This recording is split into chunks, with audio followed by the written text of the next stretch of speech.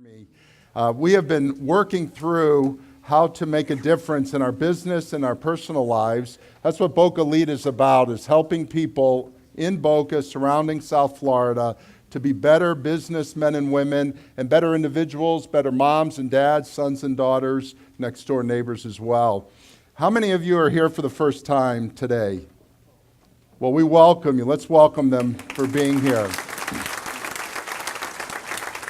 Today we're going to look at focusing on the future, but I wanted to share something that my daughter Anna, who comes every week, she's 15 years old and is involved in Boca Lead as well. We start young here with Boca Lead.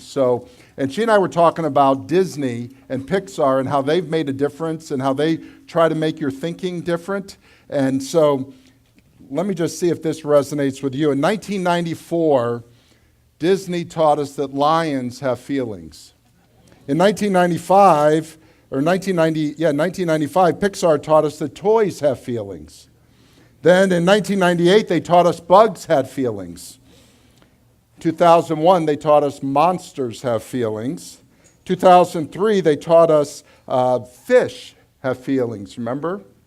Finding Nemo. And also sharks, which are fish, I've been told, have feelings as well. You remember that whole story of Bruce? In 2004, Disney taught us and Pixar that superheroes, the Incredibles, have feelings. 2006, we found out that cars have feelings. 2007, we found out that rats have feelings, Ratatouille. 2008, we found out that robots have feelings.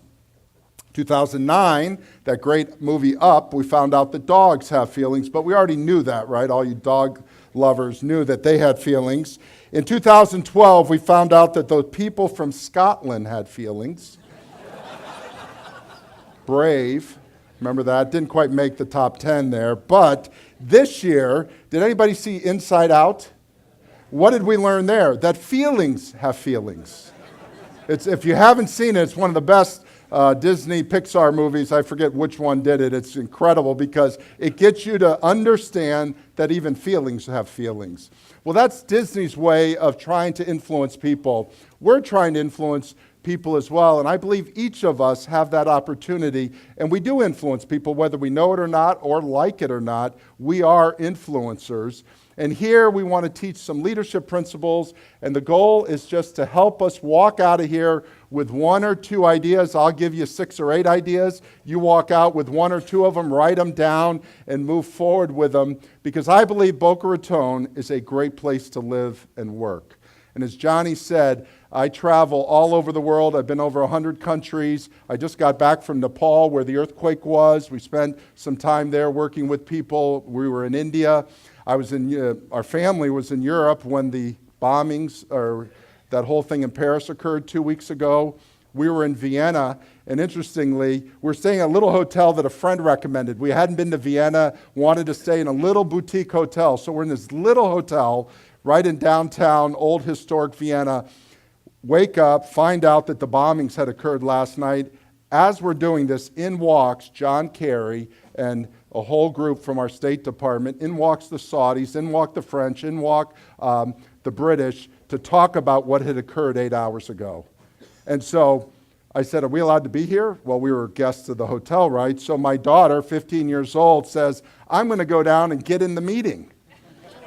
She got all the way to the door of the meeting.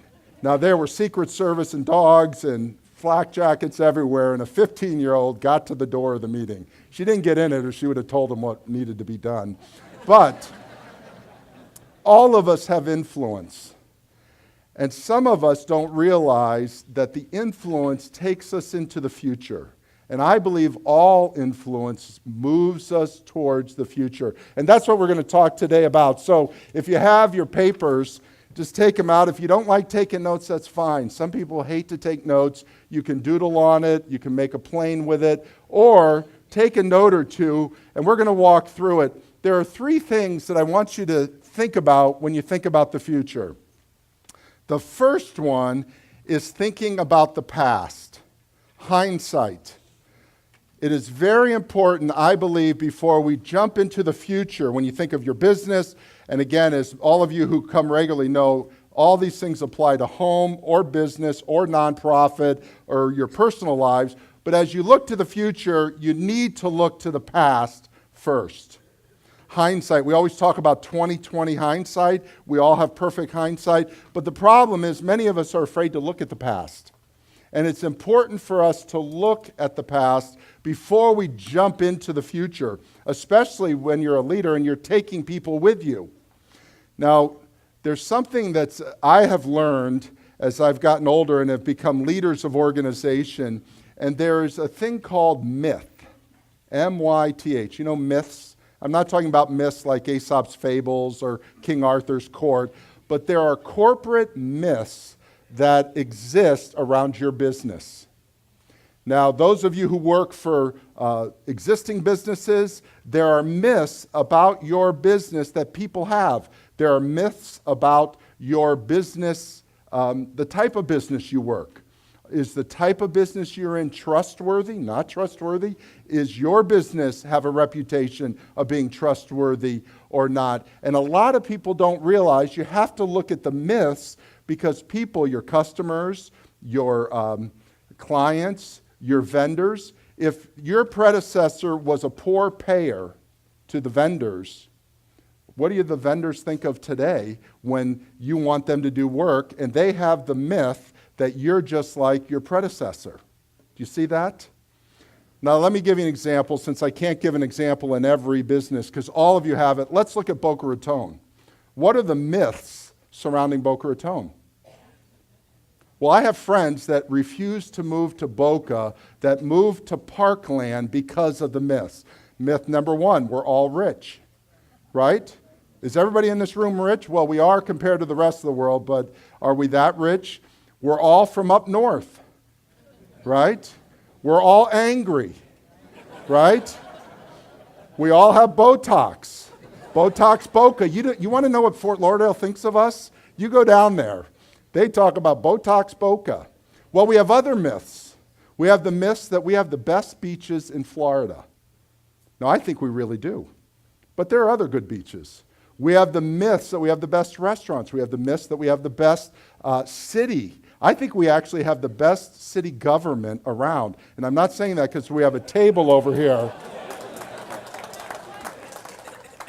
Our taxes in Boca are less than most other places in Florida.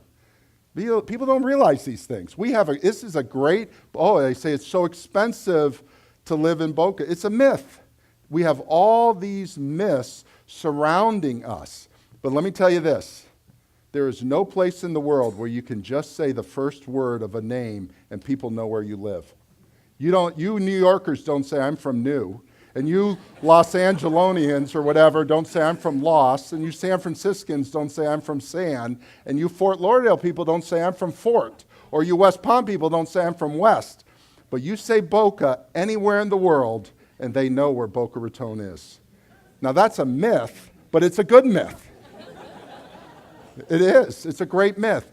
But what's interesting is your business and your industry has myths surrounding it. And you need to understand that. One of the myths I'm trying to change is this is a bad place to do business. People are unethical because in the past it has been. If you go to the top 10 worst CEOs in the history of the United States, Time Magazine did an article about 10 years ago on it. One of them was in Boca Raton. I won't name, you're not here, so I can name it. You know, it's interesting, it was Al Dunlop. He is on the top 10 list of the worst CEOs. His business was here, right? Scott Paper, and it was in Boca. Boca got a reputation for having unethical business practices. I think we need to have good ethical business practices, and that's why I'm glad you're here.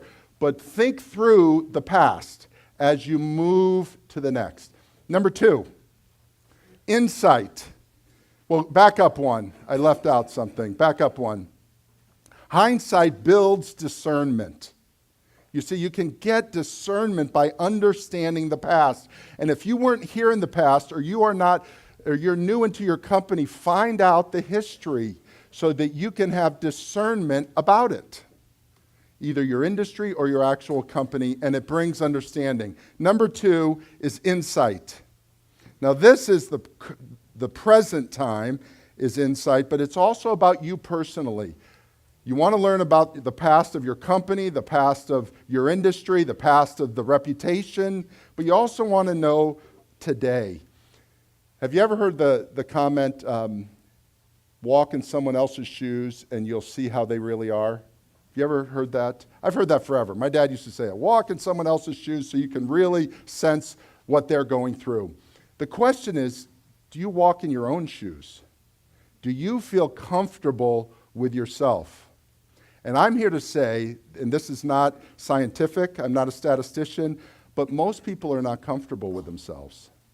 I am amazed. When I became a pastor and people started coming to me with their problems, and when I was in real estate, they'd come with their problems. I'd get paid a lot of money. Now they come to their problems. But it's interesting. They tell you the truth when you're a pastor. It's nice. They're uncomfortable with themselves. I got to tell you, you're all adults. We are all adults. We have got to learn to get comfortable with the gifts that we've been given. That's their strengths, some of your weaknesses. That's your abilities. That's your talents. You have to feel good in your own skin. And there's so many people that I talk to that say, I wish I was in that industry. I wish I was in that business. I wish I was in that business. And they lose a sense of guidance of their own life. And if you don't have that, how can you look into the future? How can you help your people see where you need to go tomorrow in your business if you're not comfortable with yourself? Now, we're always improving, but when you get insight, it builds confidence. Now, we spent a whole week a few months back on confidence. Confidence, and you can look it up on the internet with us. I have all these are videoed, but confidence is so important. Number 3 is foresight. So now this is moving forward. Now we're looking ahead. Foresight is what I believe helps build your business. Looking back doesn't build your business. Looking at today doesn't build your business. It helps you understand your business, have discernment, so that you can move forward in your business. A few years ago, I had a client when I was in real estate for 25 years, for those of you who are new, and with a group that's over there with Caldwell Banker for many years, and Arvida before that. But I had a client that I sold a big piece of land up in Martin County, and he was down here and he needed some papers. And for you young people, we didn't have scanners back then. You actually physically delivered things. It was amazing. You actually went and looked face to face to your customer and handed him or her stuff instead of just all this stuff. It's amazing. So I was going to drive up. He had a home up in Palm Beach, and he was coming down. He lived up north. So I took my son, Bill. Bill's here. He's about 30. He might have been 13 at the time. I said, Bill, let's go for a drive. I got to hand a client. We'll go out for lunch afterwards. So we get up there, and the client, it's interesting, the client goes, hey, my wife's out doing something. You want to have lunch? I said, yes. I said, but my son's with me. He goes, great, let's have lunch. So I thought, this guy is in the publishing business. And I don't know if you know publishing. I didn't, but I've learned a lot. There's 10 major publishers in America, now a few less, that do most of the publishing. Then there's a second tier of 10 that are like bucking up into that. And there's 20 major publishers of books in America, and all this stuff. And he was teaching me all this over the years. And he is at the point of being at the top of the bottom list and getting in the top 10. I mean, he sells, and he was the owner of the company, the CEO, chairman, and major stockholder. So I thought, this is great. Readers are leaders, that type of thing. So we get there, and he had been giving me books for years and things. So we're having lunch, and he's mentoring my son, 13 years old, about reading, and he has a whole division on leadership. In fact, I think he published this John Maxwell book. He does a whole leadership track. And Bill and he are there, and they're talking, and we're having this great time. I mean, when can you sit with a guy, a CEO like this, and get mentored? I mean, it's just amazing. So he goes to Bill, what are you reading lately? And so my son, who was about 13 at the time, named one of the fictional series that had been out. It wasn't Harry Potter, but it was like Harry Potter. One of those ones that's 8 books. He says, I'm reading that. And he goes, oh, they're great books. I read them too. So my son, just, asking back, He goes, did you publish them? He goes, no. And my son goes, why not? And he goes, because I didn't think they would be successful. And my son said these words, don't listen, mother, that was stupid. And he looked at my son and he goes, you're exactly right. And he used these words, I didn't have the foresight. Now listen to me. It was a $1 billion seller, these 8. $1 billion. They're still selling them. And he missed it, and he was offered it. He didn't have the foresight. And he said these reasons because we were doing business as usual. Now, if a man like that can miss the mark once in a while, how about us? We need to look at the trends and look where our business is going. You cannot do it as usual. Another quick example, my father, who was in real estate before me, taught me what I knew about when I was younger, in my 20s. He said to me, and again, you younger ones won't understand this, but he said, there's a new company that's going to come to Florida called Walmart. And I said, what is Walmart? I know Kmart, and I know Sears, but what is Walmart? He said, it's a big box store. I said, what is a big box store? He said, they don't go into malls, they do standalone. I said, like McDonald's? He said, yeah, but a little bigger.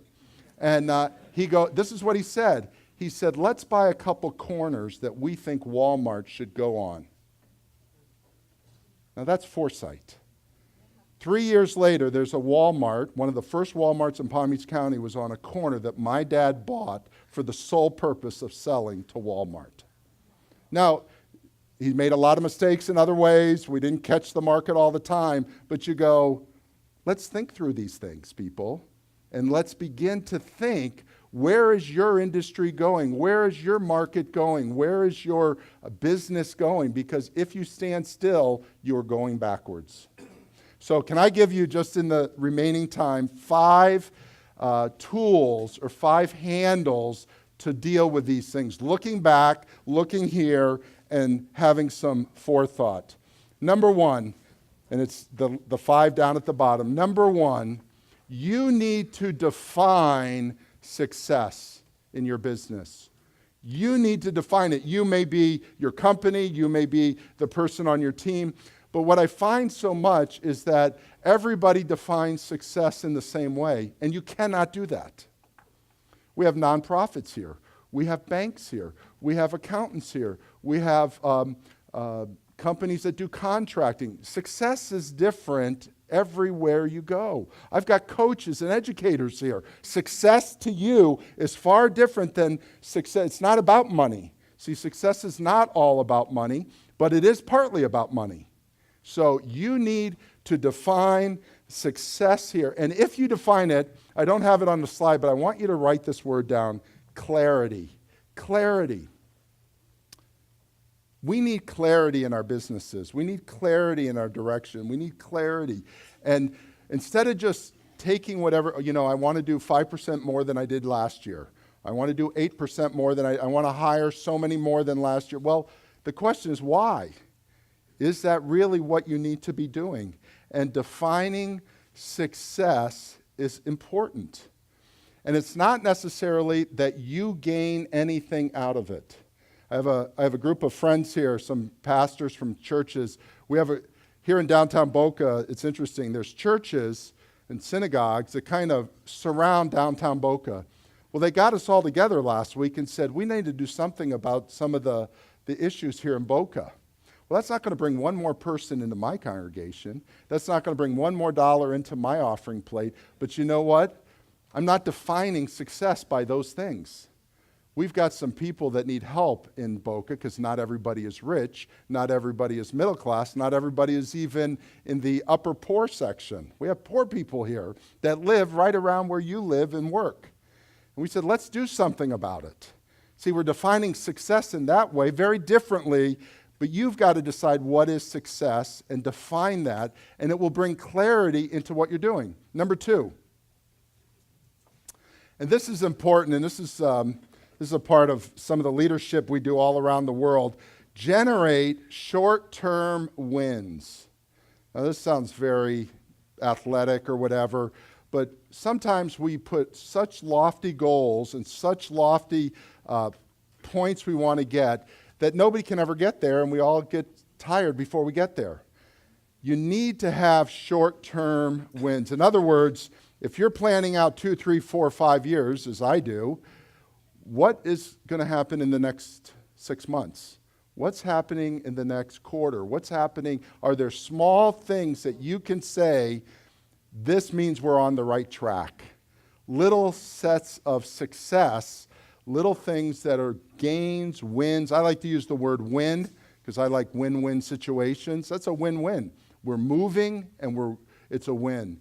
So generating this, and let me give you a word around that. It's the word alignment. Alignment. Alignment is when we're coming together, we're moving forward with clarity, and we know that once we've reached this benchmark, we've got to win. We've done something, Yes, I'd love to end poverty in South Florida, but what is a short-term win to that? We do a lot of work here at this church with fostering modern-day orphans. We are involved in that. We give free space to an organization that does that and all. We cannot the goal is stamp out orphans in Florida. Well, what are the short term? Short term is, I'd like to get 35 families in our church taking foster kids.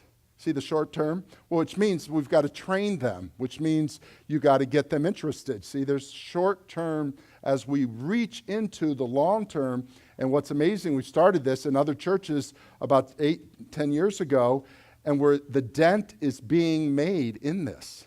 We're seeing the needs of foster kids being met with good, responsible families that we've been working on. Because we've been working on short term and we've aligned it together. Number 3. This is important. Establish a sense of urgency. Establish a sense of urgency. Why? You need to fight complacency.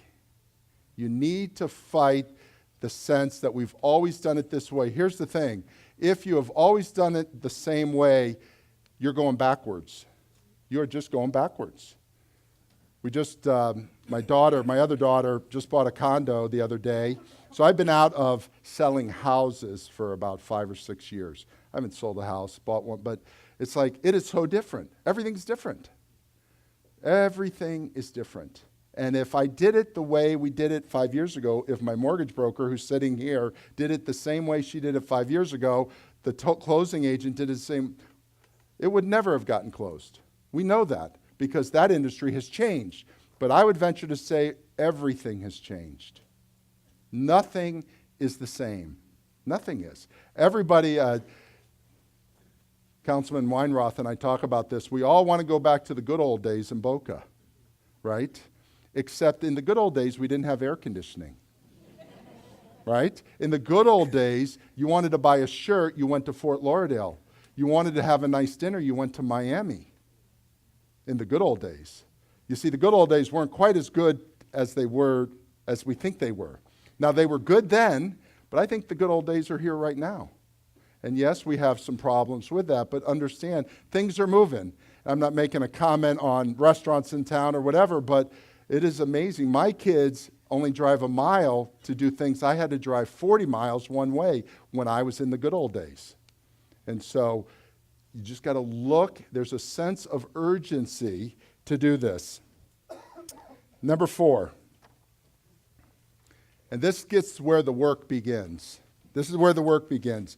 Moving outside of yourself. You need to create, and here it's a big word, guiding coalition. What that means is, if this group right here is my team, this is who I work with, if I want to go somewhere and they don't want to go with me, I have nothing.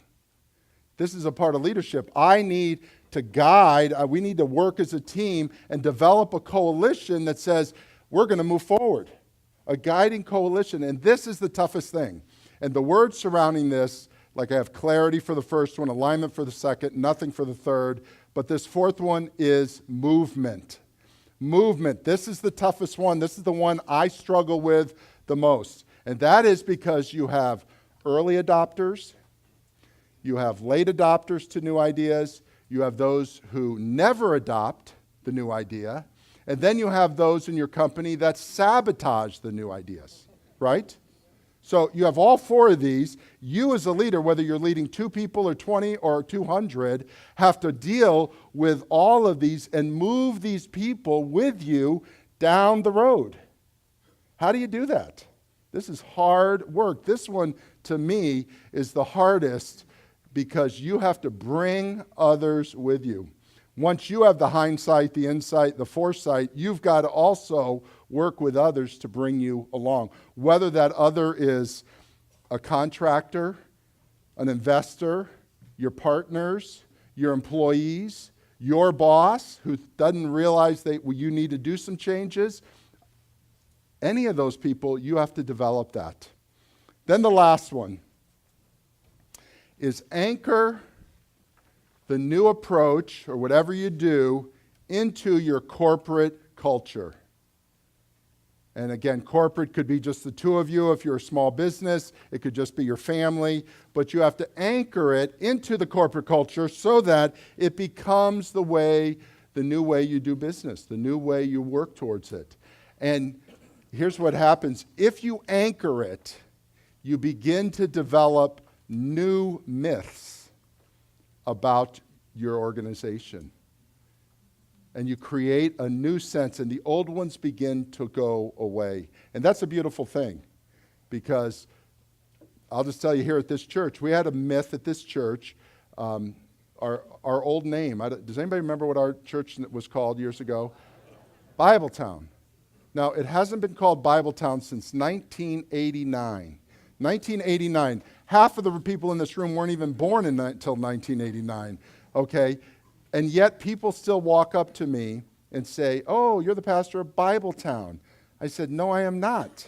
Bibletown died in 1989. But what's interesting is, as we have been anchoring new things here at the church, that name has been lost.